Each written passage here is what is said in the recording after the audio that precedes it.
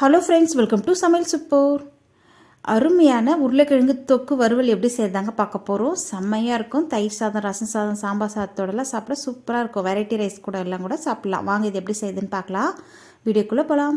இதுக்கு முதல் stove on பண்ணிட்டு கடாயில் 4-5 டேபிள் ஸ்பூன் அளவுக்கு குக்கிங் ஆயில் சேர்த்துருக்கேன். எண்ணெய் சூடாக இருந்தோம் 1/4 டீஸ்பூன் அளவுக்கு கடுகு, 1/4 டீஸ்பூன் அளவுக்கு சோம்பு, 1/4 டீஸ்பூன் அளவுக்கு உளுத்தம்பருப்பு, கூடவே ஒரு கொத்த அளவுக்கு கருவேப்பிலை சேர்த்துட்டு 3 பெரிய வெங்காயம் பொடியாக கட் பண்ணி வச்சுருந்தாங்க, அதையும் சேர்த்துட்டு வதக்கிக்கலாம்.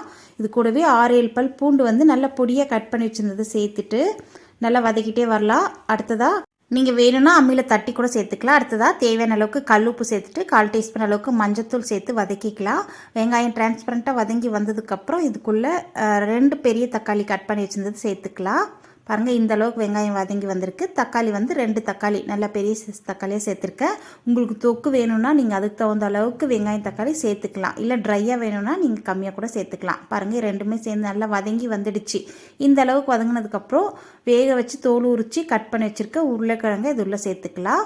உருளைக்கிழங்கை சேர்த்துட்டு நல்லா ஒரு 2-3 டைம் நல்லா கலரி விட்டுக்கலாங்க. அந்த தொக்கெல்லாம் சேர்ந்து அந்த உருளைக்கிழங்கோட இந்த மசாலாலாம் சேர்ந்து வந்ததுக்கப்புறம் இதுக்குள்ளே தேவையான அளவுக்கு மிளகாய்த்தூள் சேர்த்துக்கலாம். பாருங்கள், நல்லா கலந்து விட்டாச்சு.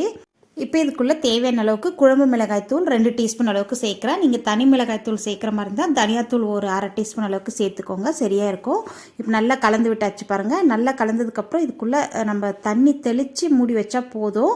ஏன்னா நம்ம ஏற்கனவே உருளைக்கிழங்கெல்லாம் வேக வச்சு எடுத்துட்டோம். அதனால் இது அதிகமாக வேக தேவையில்லை. அந்த ராஸ்மெல் மட்டும் போகணும், மிளகாய்த்தூளுடைய ராஸ்மெல் போகணும், சேர்ந்து வரணும். அதுக்காக லேசாக இந்த மாதிரி தண்ணி தெளித்து மூடி வச்சு மிதமான தீயில் ஒரு 10 நிமிஷம் நடுவில் மட்டும் ஓப்பன் பண்ணி கலந்து விட்டு இறக்கிக்கணுன்னா சூப்பராக இருக்கும்.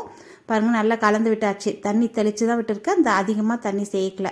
10 நிமிஷத்தில் பார்த்திங்கன்னா நல்லா இந்த மாதிரி தொக்கா சேர்ந்து வந்துடும். அவ்வளோதான், சூப்பராக கமன்னு வாசனையான உருளைக்கிழங்கு தொக்கு வறுவல் ரெடி ஆகிடுச்சு. பாருங்கள், இதில் வேணும்னா பொடியாக கட் பண்ண கொத்தமல்லி இலைகளை சேர்த்துக்கலாம். இந்த வீடியோ பிடிச்சிருந்தா லைக் பண்ணுங்கள். நம்ம சேனலை சப்ஸ்கிரைப் பண்ணி வச்சுக்கோங்க. நன்றி, வணக்கம்.